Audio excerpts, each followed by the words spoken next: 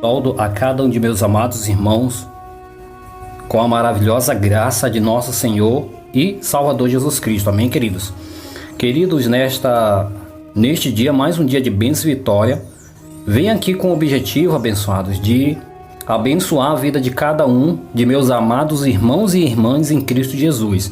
Nesse momento, estarei abençoando vocês com a apresentação de uma série, amados, de estudos bíblicos com base aqui no livro de Apocalipse. Então estarei compartilhando com cada um de vocês essa série que tem por tema as 7 taças da ira do Eterno ou os 7 flagelos, certo, amados? Então, dentro dessa série de estudo, amados, nós vamos estar aqui apresentando alguns acontecimentos que realmente, alguns que estão acontecendo já em nossos dias e outros que ainda hão de acontecer, certo, amados? Então hoje vou estar aqui detalhando para vocês o primeiro estudo, que tem como base Apocalipse capítulo 16, verso 1, que está escrito assim: Depois ouvi uma voz forte falando de dentro do templo, dizendo aos 7 anjos: Vão e derrame sobre a terra as 7 taças da ira de Deus. Amém? Primeira pergunta: de quem era essa voz que veio de dentro do templo? Então, segundo o Apocalipse capítulo 16, verso 5 ao verso 8, amados, certo? Então a palavra de Deus ela vai nos dar um esclarecimento que essa voz ela vem exatamente, amado, de um dos querubins que realmente se encontrava ali. Ou querubins, ou em outras traduções, falando ali na Bíblia em linguagem de hoje, trata-se a respeito, chama-se de animais, né? Os 4 animais, certo? Então os 4 animais, que no caso são 4 querubins ou 4 anjos, então são esses anjos que realmente ali, eles estão administrando, são os anjos que estão mais próximos realmente ali do Filho do Eterno. Então eles estão recebendo algo do Filho do Eterno para transmitir a esses 7 anjos.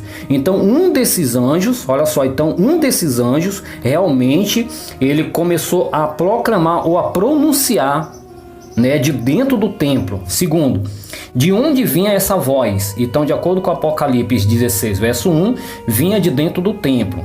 Terceiro, o que a voz disse aos anjos? Então, o que a voz disse aos anjos, ou seja, aos 7 anjos? Então, a voz disse: Vão e derrame sobre a terra as 7 taças da ira de Deus, como realmente se encontra em Apocalipse 16, verso 1, certo, amados? Quarta pergunta: a primeira taça que foi derramada sobre a terra causou o que nos homens? Então, de acordo com Apocalipse capítulo 16, verso 2, a palavra de Deus ela nos revela claramente que realmente essa taça que foi derramada realmente pelo primeiro anjo causou feridas abertas terríveis e dolorosas, certo, amados? Então causou feridas abertas terríveis e dolorosas, certo? E olha que interessante, quinta, que feridas são essas?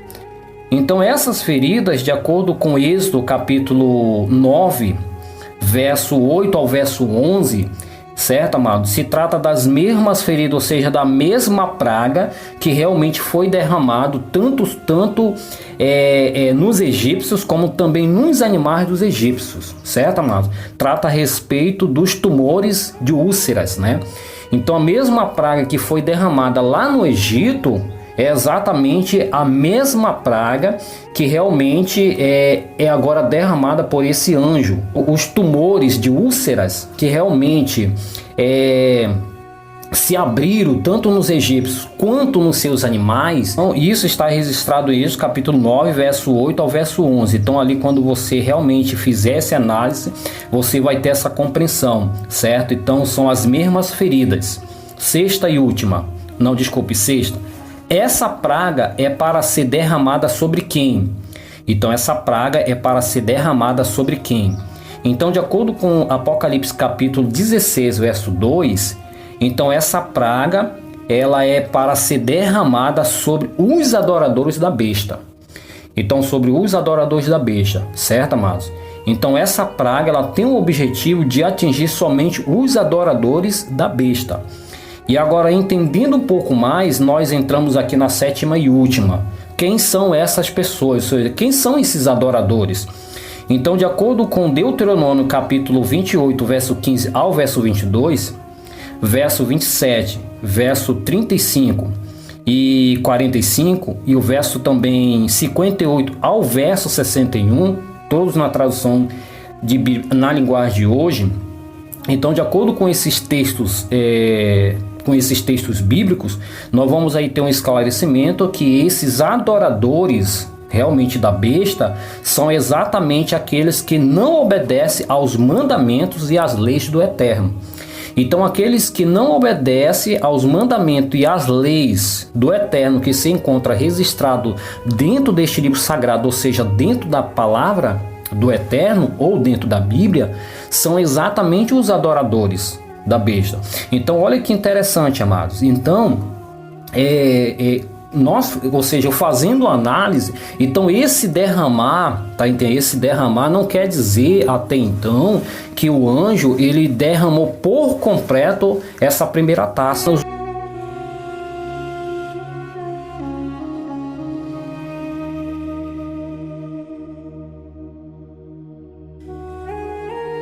Causado realmente, ela tem gerado realmente essas doenças incuráveis.